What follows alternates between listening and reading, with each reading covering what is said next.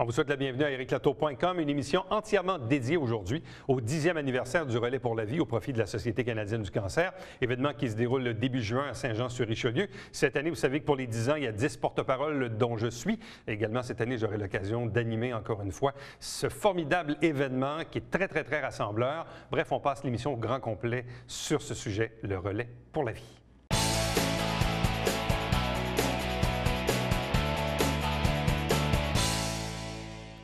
Vous savez que cette année, c'est le 10e anniversaire du Relais pour la vie au profit de la Société canadienne du cancer, présenté ici même à Saint-Jean-sur-Richelieu. Ça commence le vendredi 6 juin à compter de 17h à la piste Pierre-Larose, qui est située tout juste à côté du complexe Isabelle Brasseur et Claude Raymond. 4 invités pour vous parler de cet événement. Ça fait quelques fois qu'on en parle dans l'année, mais là, on est très près de l'événement. D'abord, Emmanuel Aubry, qui est l'agente de développement. Bonsoir. Bonsoir. De même que Rosalie Gobeil. Bonsoir. Bonsoir. Également, Mme Thérèse Duhamel. Bonsoir à vous. Bonsoir. De même que Linda Coache, qui a maintenant un abonnement à nos émissions, qui est marraine du Relais pour la vie. Bonsoir et bienvenue. Bonsoir. Bien ça, je fais une petite parenthèse parce que Linda était avec nous la semaine dernière pour nous parler de la marche de la mémoire aussi pour l'Alzheimer, mais en même temps, Linda a été désignée personnalité d'affaires de l'année et on disait d'ailleurs durant cette entrevue qu'elle est grandement impliquée. Donc, raison pour laquelle elle se retrouve ici. Il nous reste juste à faire la carte chouchou, Linda. J'ai hâte de la voir. Oui, je pense qu'on va la faire juste pour toi. C'est gentil. Je vais commencer avec Emmanuel, parce que ça fait quelques années que tu t'occupes du relais. Puis là, c'est un relais anniversaire. Le relais de Saint-Jean est probablement des plus importants au Québec, un des plus vieux aussi peut-être? Je pense qu'on se situe à peu près 13e position en collecte de fonds à travers le Québec. Au niveau des années, je pense qu'on est rendu à l'année 14, je crois, au niveau des anniversaires des relais pour la vie à travers le Québec. Donc, nous, 10e anniversaire cette année. Bon, moi, ce qui me frappe toujours dans cet événement-là, et on le sait, là, au cours d'une année, il y a mille et une causes qui sont toutes bonnes, les unes comme les autres, mais cette cause-là, on réussit en l'espace, dans le fond, de 12 heures, de ramasser un montant quand même assez substantiel.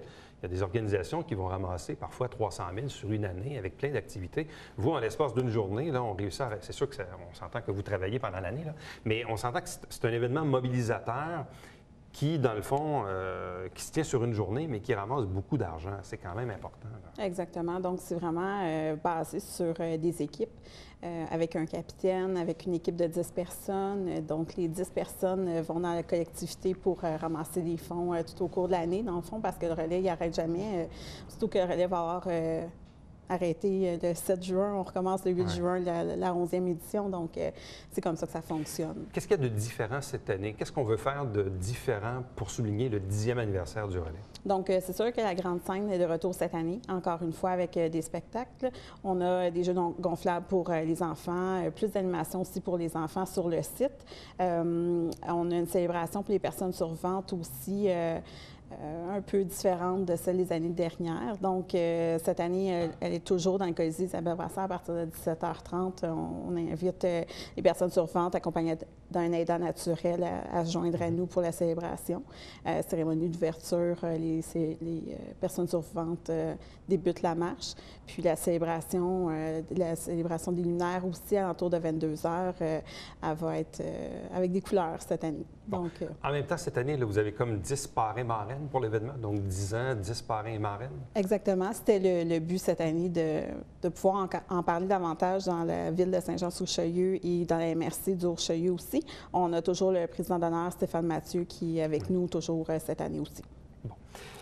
Rosalie, pourquoi tu t'impliques dans cette cause-là et dans le Relais pour la vie? Bien, c'est en honneur de mon père qui est décédé, ça fait à peu près 5 ans. Puis depuis ce temps-là, ben, j'ai toujours voulu être avec le relais parce que c'est presque la seule chose qui me fait penser à lui. Puis c'est la seule chose qui me dit que ça m'implique beaucoup plus pour l'aider puis pour qu'il soit content de mes efforts.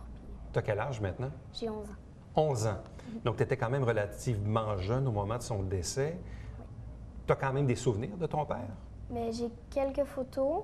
Puis j'ai une ou deux casquettes qu'il m'avait laissées. Bon, as-tu des frères et sœurs? Bien, j'ai une sœur, bien, 2 sœurs, puis des demi-frères. Bon, plus jeunes ou plus vieux? Bien, mes sœurs sont plus vieilles, puis mes demi-frères sont plus jeunes. Bon. 5 ans plus tard, qu'est-ce que ça représente pour toi? Parce que tu étais quand même relativement jeune, mais évidemment, le décès d'un être cher dans une famille, ça laisse des traces, ça laisse des souvenirs. Le cancer, on le sait, ça touche 1001 personnes, on le sait.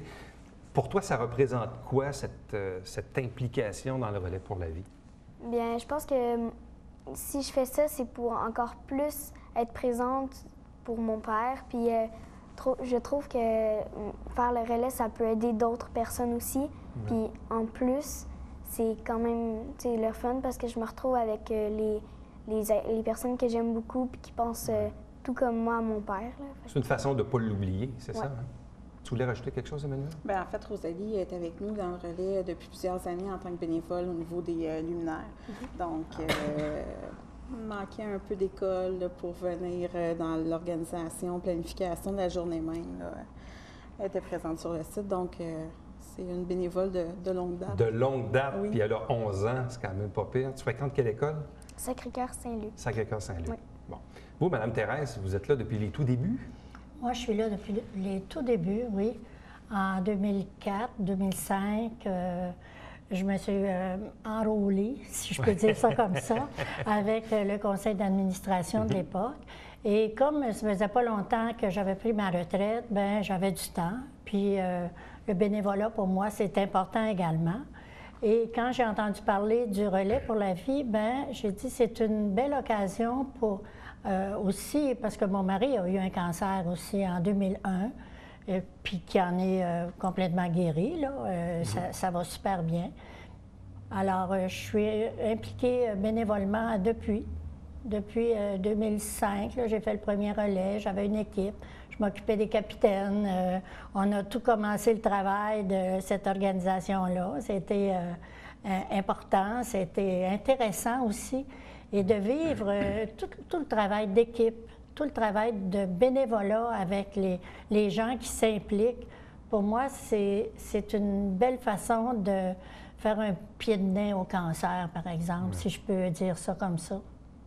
Et souvent, on entend dire de la bouche des gens qui ont survécu au cancer, et j'écoutais d'ailleurs Dominique Carpin, à Tout le monde en parle dimanche, quand même relativement jeune, puis bon, je connais un peu Dominique pour avoir travaillé avec lui. Puis il y a toujours un mot qui me frappe. Les gens qui ont eu le cancer disent, même si on nous dit qu'on est guéri, il faut apprendre à vivre avec pour le reste de nos jours, parce qu'à chaque année, il y a des tests, hein, puis la journée du test, il y a toujours un petit doute qui s'installe, puis là, on dit « Oups, non, OK, on est correct pour une autre année ».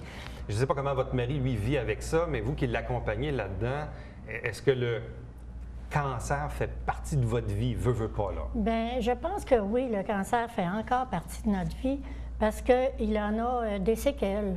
Mon mari a eu un cancer du côlon et il a on peut appeler ça un sac, là, une stomie. Il y a une stomie, puis c'est permanent. Sauf que ça ne l'empêche pas d'être bien en vie. Nous sommes occupés, nous faisons du camping, nous jouons au golf, nous faisons du vélo. Alors, ça ne l'arrête pas. Puis le cancer, pour lui, c'est OK, c'est peut-être une question du passé, mais ça fait partie de notre vie, puis c'est tout. Linda, je sais évidemment, la cause du cancer vous touche beaucoup, particulièrement cette année, parce qu'il y a de vos employés qui ont été touchés, hein, c'est ça? Oui. Bien, j'ai deux personnes qui sont des survivantes du cancer du sein. J'ai deux survivantes. J'ai une qui vient de nous annoncer, heureusement, sa rémission la semaine dernière, une belle jeune fille de 25 ans. Et j'ai deux employés dans les 6 derniers mois qui sont décédés du cancer. Donc, c'est très encore frais dans nos cœurs au bureau. C'est des gens qui ont travaillé avec nous, excusez-moi, là, mais ça va. Danielle, c'est mon assistante de toujours. 16 ans à travailler avec moi, donc c'est sûr que cette année, on est encore plus touchés. Je dirais qu'en tant qu'entreprise aussi, 3 personnes, si j'oublie les 2 survivantes parce que ça fait plus longtemps, mais les 3 dernières, là, dans la dernière année, tu dis 3 sur 30, c'est quand même beaucoup. Vous êtes 30 employés dans le bureau? Oui, 30 employés, 3 sur 30, c'est 10 Là, il y en a 2 qui sont partis dans les 6 derniers mois. Oui, c'est ça, c'est ça. Donc, puis moi aussi, là, j'ai été impliquée là, dans les 10 ans. J'ai fait le premier, moi aussi, sur 10, j'en ai peut-être fait 8. J'en ai peut-être manqué 2. Mais cette année, vraiment, quand Emmanuelle m'a appelée, elle ne savait même pas. Là, c'est un peu hasard, mais j'aurais pas pu... mon cœur ne voulait absolument pas dire. Comment ça se vit à l'intérieur d'une organisation, surtout quand les employés sont là depuis longtemps? Quand l'employé cogne à la porte un matin et dit « Écoute, Linda, j'ai quelque chose à t'apprendre, j'ai le cancer. » Puis là, on est au début. Ouais. On ne sait pas trop comment ça va aller. Je ne sais pas combien d'années ça a été dans l'entourage des employés. Honnêtement, non, c'est 1 an à peu près. Là. Honnêtement, au début, on est tous là. On veut les encourager, on les amène dîner, on les voit régulièrement. Jusqu'au moment où on se rend compte que, bon, c'est peut-être la fin qui arrive. Pour ces deux-là, on savait là, que la fin arrivait. Mais ça te fait réaliser tout plein d'autres choses. Puis je me suis payée du bon temps avec ces personnes-là. Moi puis mon mari, on en a appelé une, on est allé souper tout seul. On a amené tout le souper, on est allé chez eux, on a soupé avec elle. Et c'est des moments là, que je peux pas oublier, là, de dire... je la revois encore assise à la table de cuisine qui me regarde puis qui dit... Je peux pas croire ça. Là. Mon boss est ici avec son mari en train de me faire à souper puis faire la vaisselle.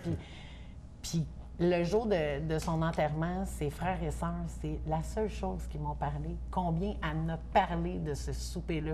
Fait que c'est triste de penser qu'on attend ça pour faire quelque chose avec nos employés ou en équipe, c'est correct, mais je pense qu'il y a encore plus loin que ça. Il faut aller encore plus loin que ça pour apprendre à bien les connaître. Et au niveau de l'équipe même, ça a été très difficile. Tu sais, on est proche, c'est 30, on travaille plus, on passe plus de temps à notre job que chez nous. Tout à fait. Fait que Danielle, un matin, elle m'a appelé à 6 heures le matin en pleurant. Là, je pense que là, elle avait comme la réaction de c'est la fin. Puis pleurer, là. J'ai peur, Linda, j'ai peur, tu sais. Tu sais pas quoi répondre, là. Puis moi, j'ai dit, regarde, puis là, elle est toute désolée, excuse-moi, 6 heures le matin, je t'ai réveillée. J'ai dit, ben moi, quand j'avais besoin de toi, à 11 heures le soir, tu étais là. Fait que c'est correct que je sois là à 6 heures le matin.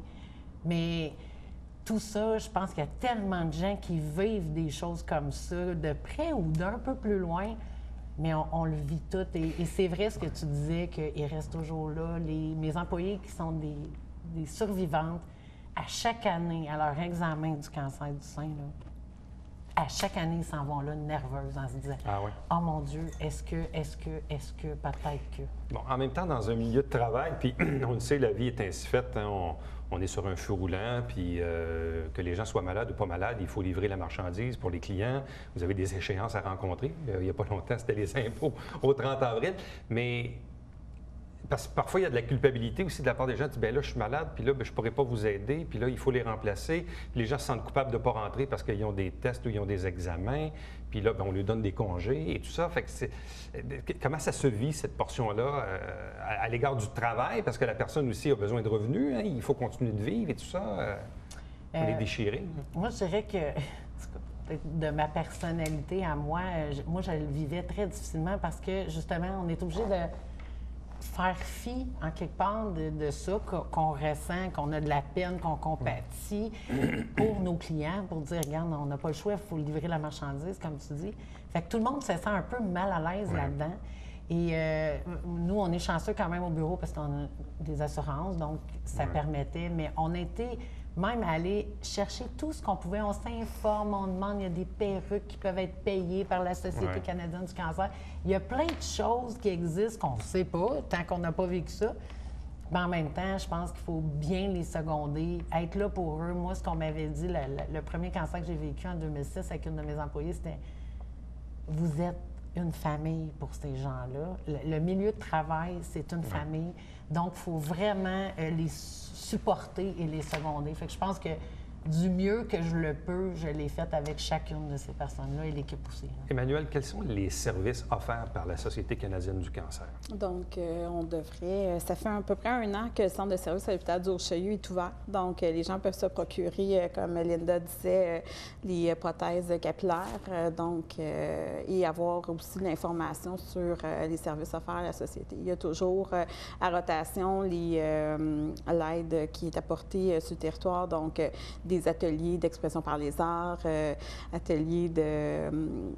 les termes ne viennent pas en ce moment, là, mais on a 3 types d'ateliers qui tournent. Là. Les gens peuvent s'inscrire, les survivants du cancer peuvent s'inscrire, participer à ces genres d'ateliers-là. Sinon, cancer.ca, l'information sur le cancer aussi. Donc, c'est des choses que les gens peuvent avoir bénéficié sur le territoire. Quand vous faites un événement bénéfice, quelle est la portion qui va au service puis la portion qui va à la recherche ou la portion qui reste dans la région ou qui s'en va au national? Comment ça fonctionne?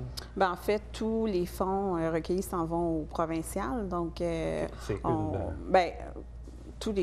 c'est canadien, on s'entend.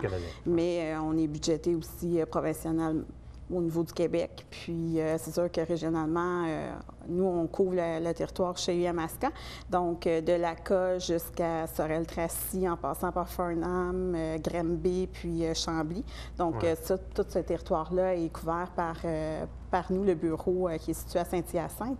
Donc, mais il y a une portion des fonds qui va à la recherche, puis une portion qui va au service. Oui, exactement. Donc, nous, on a des frais administratifs très bas. On a 30 à peu près qui vont à la recherche, mais il y a aussi tout ce qui est prévention, soutien. On a vraiment plusieurs branches, en fait, que les fonds s'en vont là. Parce qu'en même temps, on regarde les statistiques. Là, on n'a pas de médecin avec nous, là, mais quand on regarde les statistiques, on voit quand même que depuis 20, 30, 40 ans, les statistiques sont bien meilleures aujourd'hui. Dans certains cancers, il y a même, je pense, une moyenne d'à peu près 75 des gens aujourd'hui qui ont réussi à sauver, ce qu'on ne pouvait pas faire il y a longtemps. Dans le cas de votre mari, visiblement, la recherche qui a été faite avant lui a fait en sorte qu'il est encore avec vous aujourd'hui. Le dépistage s'est fait très rapidement également. Le moment où il s'est rendu compte qu'il y avait des symptômes, tout de suite, il est allé voir son médecin et tout de suite été référé. Ça s'est fait en l'espace d'un mois, là, son examen, puis opération également. Ouais. Alors, c'est assez rapide. Mais tout était réglé à ce moment-là. Il n'y a pas eu besoin de radio ou de chimio par la suite. Tu sais, dans le fond, bon, je peux peut-être dire ça, mais il y a eu un cancer qui s'est radicalisé, là, qui s'est arrêté assez rapidement. Ouais. Toi, Rosalie, qu'est-ce que tu vas faire d'ici le Relais pour la vie ou durant le Relais pour la vie? Ton bénévolat, il va s'exercer de quelle façon? Qu'est-ce que tu vas faire? Bien, vu que j'avais un voyage avec l'école à Toronto et on a emballé des épiceries pour financer notre voyage. Puis vu que je ne peux pas y aller, l'argent que je vais ramasser, on va peut-être demander à l'école de le donner pour la Société canadienne du cancer. Ah oui, est-ce que c'est un petit montant? C'est quoi? C'est 250 $. Bien, 250 $ qui s'ajoutent aux autres, c'est avec ça qu'on fait des... Donc, pour toi, c'est important que Louis... Rosalie, elle manque son voyage à Toronto pour être présente le vendredi 6 juin très tôt le matin. Oui. Mais ça ne sera pas avec l'école, par exemple. Ça te dérange-tu? Ma mère m'avait dit, là. C'est son choix personnel. C'est vraiment son choix. Mais c'était important pour toi. C'est ça que ça ne te dérangeait pas de... Parce que ma mère aussi, elle m'a fait réaliser, parce que c'est cette année qu'ils m'ont dit « Veux-tu être porte-parole? » Puis j'avais dit oui, j'avais embarqué dans tout, puis arriver là, puis dire « ben je peux plus venir ». C'est comme un peu... Ouais.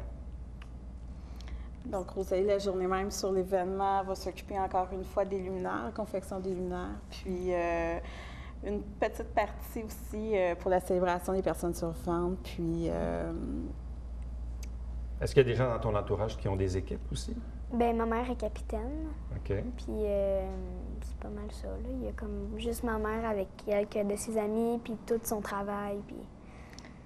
Sa mère a formé une équipe cette année pour Rosalie, parce que Rosalie, cette année, voulait passer les 12 heures du relais debout. Voulait faire le relais entièrement. Donc, on salue Manon. Manon, qui, pour sa fille, a fait une équipe cette année. Toi, Linda, donc, on l'a senti tantôt, donc implication importante. Au niveau du relais, ça se traduit de quelle façon, cette implication-là? Bien, de plusieurs façons. Premièrement, j'ai une équipe aussi, mais comme j'ai dit, on a toujours eu une équipe, là, Raymond Chabot. Mais au-delà de ça, je suis là aussi pour les entreprises, pour faire en sorte que de plus d'entreprises possibles participent au Relais pour la vie. ramasser le plus d'argent possible. Dès le mois de février, j'ai fait exprès pour donner un petit coup à mon équipe, aller chercher plus de sous pour que les équipes... parce qu'il y a un petit challenge défi, aussi là-dedans. Il y a un petit défi d'une équipe à l'autre. Entre entreprises, c'est ça? Des défis entreprises, c'est ça? C'est des équipes. On ne sait pas nécessairement c'est qui. Comme nous, on a un nom qui n'a pas rapport avec Raymond Chabot. Notre nom n'a pas rapport. Fait que donc, on ne sait pas nécessairement c'est qui, mais on voit, lui est deuxième, lui est troisième. On va essayer de on le voit sur le site Internet, quoi? On oui, le voit sur... c'est ça. Fait qu'on voit toujours les 5 premières équipes. Là, vous êtes où là-dedans, de ce temps-ci? Là, on est premiers. Là, vous êtes rendu à combien de ramasser? 10 000 quelque chose. OK. Fait que, là, il reste encore une couple de semaines. Là. Ah oui, là, Linda va se remettre là-dessus parce qu'avril, elle n'a pas été tellement là-dessus. Donc, au mois de mai, on va se remettre. Elle veut finir d'un premier, là. Non, elle veut finir première. Première, OK. L'année passée, elle a terminé deuxième. Cette année, il faut qu'elle termine première. Donc, non, mais on fait des farces. Le but, c'est vraiment qu'on ramasse le plus d'argent possible pour que je n'ai plus à vivre ce que j'ai vécu avec Hélène et Daniel, de dire que, bon, ils pourraient être sauvés, ces personnes-là, par la recherche. Parfois, on en sauve, parfois, on ne les sauve pas. Mais visiblement, l'argent qu'on recueille fait en sorte qu'on a de la recherche qui, ultimement, va servir pour demain, puis l'année prochaine, puis dans 10 ans. C'est comme ça qu'on fait avancer la roue. Il y a combien d'équipes au total, Emmanuel? Ce soir, on a une rencontre des capitaines assez importante, mais au dernier calcul, on est à 85 équipes. 85 équipes? Oui. On souhaite avoir une centaine d'équipes. On y va avec le nombre de participants, 1150 participants comme objectif. Là. 1150 participants. Exactement. À cela s'ajoutent les survivants. 300 survivants habituellement, 150 accompagnateurs. Puis, objectif cette année financier de 300 000 300 000. Il y a combien de luminaires cette année? 5 000 environ. 5 000. Oui. Qu'est-ce qui reste à faire d'ici le 6 juin? Beaucoup de choses. C'est une grosse logistique, oui, le montage du site et tout ça. Est-ce qu'il y a assez d'espace? Oui? Oui, on est correct? Oui, ça, on est correct. On vous réserve vraiment des belles surprises. Pour ça, on invite les citoyens de la ville à venir nous voir. C'est pas un site fermé qu'on est obligé de s'inscrire absolument. Venez nous voir l'année prochaine. Peut-être ça va vous donner le goût, justement, de vous impliquer puis de former une équipe à ce moment-là. Au niveau spectacle, est-ce qu'on connaît déjà la programmation? Oui. Mais comme le but n'est pas nécessairement d'attirer une foule pour des noms d'artistes, nous ne désirons pas attirer des gens qui n'auraient pas l'intérêt sur... Donc, on va garder la surprise. Oui, effectivement. Jusqu'à la fin. Effectivement. Donc, ça commence le vendredi 6 juin à 17h. Qu'est-ce que vous dites? Je dis c'est préférable de garder la surprise. C'est Céline Dion, on ne dira pas. Venez nous voir, vous allez voir qui est présent. Donc, vendredi le 6 juin, ça commence à 17h. Est-ce que c'est un peu plus tôt même que les autres années? Non, 17h. C'est 17h. Mais 19h, l'ouverture officielle du relais pour les... Bon. Donc, de 17 à 19h, qu'est-ce qu'on a? On a la cérémonie des personnes survivantes. Puis, on va avoir un spectacle sur la grande scène. Puis, on accueille aussi les gens qui arrivent, qui font leur petit repas entre eux dans leur emplacement. Donc, et après ça, les gens vont marcher de 19h jusqu'à 7h le lendemain matin. Exactement. Et là, qu'est-ce qui se passe à 7h le lendemain matin? Donc, c'est le tour final du Relais pour la vie. Puis, on se rassemble à l'intérieur du Colisée. On va déjeuner tous ensemble. Puis, on se dit à l'année prochaine. Donc, 300 000 objectif, 10e anniversaire du Relais pour la vie de Saint-Jean-sur-Richelieu au profit de la Société canadienne du cancer qui démarre le vendredi 6 juin à compter de 17h jusqu'au lendemain matin. Qu'est-ce que tu veux ajouter, ma chère? Bien, j'ai vraiment hâte. Bien plus que Toronto. Oui. Tu as bien raison. Vous, Thérèse? Moi, j'y serai avec toute mon équipe, puis on va participer royalement. Linda? Participer. Pour l'avoir fait à plusieurs reprises, c'est un très, très beau moment malgré. J'oublie ce que j'ai vécu moi cette année, mais malgré ça, c'est vraiment, on se sent extrêmement solidaire des gens qui vivent ça. C'est des beaux moments, des moments émouvants, des moments qui nous font penser que la vie, elle est tellement belle. À vous surtout, quatre, oui. Excuse. Surtout la partie des luminaires, quand on les allume, puis quand on marche parmi tous ces luminaires-là, c'est émouvant. C'est dur à décrire, il faut le vivre pour comprendre ce que c'est. Oui, effrayant. À vous quatre, merci infiniment. On aura l'occasion d'y être, bien sûr. Encore une fois, l'animation. Donc, ça va me faire plaisir une autre année. Je ne les compte plus. Là. Ça doit faire 3-4, mais je pense que c'est un événement qui est important dans notre collectivité. Donc, c'est important d'y participer. Donc, merci encore une fois. Merci. Restez avec nous. Au retour, le Babillard quotidien.